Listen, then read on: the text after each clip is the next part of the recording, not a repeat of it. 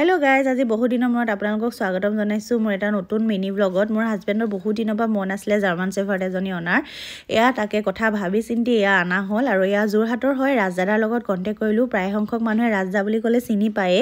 তেও বহুত কম সময়ৰ ভিতৰতে আমাক এই ডাইৰেক্ট যোগাযোগ কৰাই দিলে আৰু আমি ললো তাৰ পাছতে তাক চিনি পোৱা নাছিলে প্ৰথমতে মানে চিনি নাপা যদিও আমাৰ লগত তেনেকৈ অচিনাকি মানুহখিন লগতে গাড়ীত উঠি গুচি আহিলে আৰু তাৰ পাছত আৰু তাইৰ লগতে গোটেই দিন সময় সব গৈ আছে এফালে একেবাৰে ধুনিয়াকে ফুৰাবলৈ নিছো মানুহজনেটো আৰু পুৰা তাইৰ লগতে বিজি একদম দাৰ্জিৰ লগত মানে লগতে ৰাখি লৈছে আৰু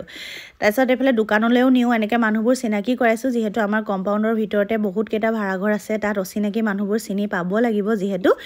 সেইকাৰণে সবৰ লগত চিনাকি কৰাই আছো তাৰ পাছত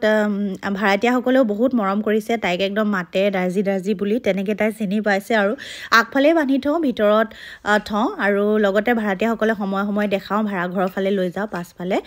আৰু এয়া এতিয়া মই তাইক লৈ গৈছিলোঁ ভেকচিন দিবলৈ ভেকচিন দি মেলি আহিলোঁ আৰু ঠিকে আছে এতিয়া তেতিয়াহ'লে আজিৰ পৰা আপোনালোকে মোৰ ব্লগত দাৰ্জিক দেখা